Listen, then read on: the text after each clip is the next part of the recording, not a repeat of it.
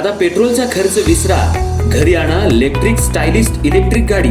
100% भारतीय बनावटीची electrics EV electric गाडी आता उपलब्ध. 5 वर्षांची वॉरंटी, आकर्षक कलर्स आणि स्पोर्ट्स डिझाईन. एकदा चार्ज करा आणि 100 ते 140 किलोमीटर पर्यंत रेंज.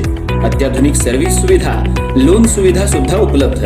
आजच भेट द्या साई मोटर्स, किसान चौक, इचलकरंजी. संपर्क 93 73 27 57 52 किंवा 0230 299 77 66. नो पेट्रोल नो टेन्शन, इलेक्ट्रिकचा स्मार्ट पर्याय.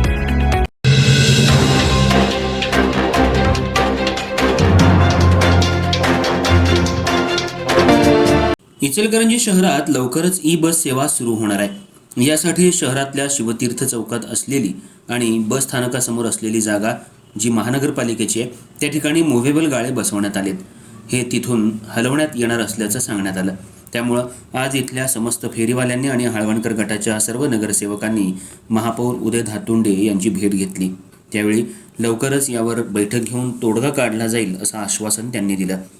इचलकरंजी शहरात गेल्या 10 वर्षांपूर्वी पंतप्रधान नरेंद्र मोदी यांच्या संकल्पनेतून तत्कालीन आमदार सुरेश हळवणकर यांच्या माध्यमातून तिथं असलेल्या फेरीवाल्यांना मुव्हेबल गाळे बसवून देण्यात आले आणि व्यवसाय सुरू करण्यात आला. पण आता या ठिकाणी असलेल्या जागेमधील पंतप्रधान नरेंद्र मोदी यांच्या संकल्पनेतून ई बस सेवा प्रत्येक महापालिका क्षेत्रात सुरू करण्यात आली आहे. इचलकरंजी महानगरपालिकेच्या माध्यमातून ही ई बस सेवा शिवतीर्थ बसस्थानकाच्या समोर असलेल्या या मुव्हेबल गाळ्यांच्या ठिकाणी सुरू करण्यात येणार आहे. येणाऱ्या 15 ऑगस्टला याचा मुहूर्त लागण्याची चिन्ह दिसू लागलीत. पण हे मुव्हेबल गाळे काढून त्यांचं पुनर्वसन कसं करायचं असा प्रश्न निर्माण झालाय. या ठिकाणी स्टॅम्प वेंडर तसंच शहर वाहतूक शाखा, खाद्यपदार्थांच्या गाड्या यांचं पुनर्वसन कसं करायचं याबद्दल अजून महासभेत ठरवलं गेलं नाही. आज तिथं असलेल्या फेरीवाल्या समितीच्या सर्व दुकानदारांनी महापौर उदय धातुंडे यांची भेट घेऊन आम्हाला आहे त्या ठिकाणीच आमचं पुनर्वसन करावं अशी मागणी केली. तर शहर वाहतूक केंद्र सुद्धा पोलिसांनी त्याच ठिकाणी राहावं अशी विनंती पोलिसांनी केली आहे. पण शहराचा विकास करायचा असेल तर शहरात ई बस सेवा सुरू झाली पाहिजे. शहरातील शिवतीर्थ बसस्थानकातून हजारो प्रवासी येत असतात, पण त्यांना योग्य ठिकाणी जाण्यासाठी शहरात बस सेवा नसल्यामुळं शहरामध्ये ई बस सेवा सुरू होणार आहे. त्यामुळं प्रवासी वर्गातून आनंद व्यक्त होतोय. पण एकीकडं तिथं असलेल्या 30 ते 35 वर्षांपासून खाद्यपदार्थांच्या स्टॉलधारकांना आपली रोजीरोटी गमवावी लागणार असल्याचं दिसून येते. पण त्यांचं पुनर्वसन कुठं करायचं असा सवाल सध्या निर्माण झाला आहे. आज महापौर यांची भेट घेऊन सर्वांनी आपली मतं मांडली.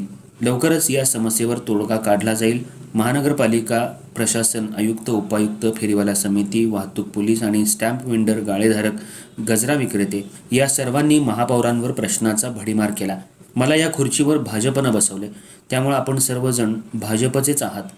पण काही भाजपचे अध्यक्ष आम्हाला टार्गेट करतायत, त्यामुळं आपल्यामधील मतभेद कुणी करू नये. मला जरी महापौर पद हे भाजपमुळे मिळालं असलं तरी मी तुमचाच आहे.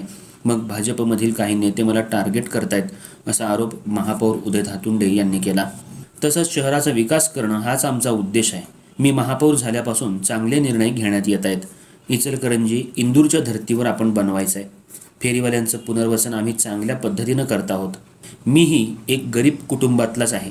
मला सर्वसामान्य जनतेनं निवडून दिले, त्यामुळं या खुर्चीचा फायदा सर्वसामान्य जनतेला होईल असेच निर्णय मी घेत आहे. त्यामुळं कुणीही मला टार्गेट करू नका.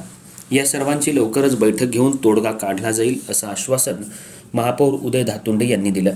यावेळी उपमहापौर अनिल डाळ्या, नगरसेवक तानाजी पवार, सुनील महाजन, रवी राजपुते, मनोज हिंगमिरे, प्रदीप धोत्रे, मनोज साळुंखे आणि फेरीवाला समितीचे कार्यकर्ते या बैठकीला उपस्थित होते.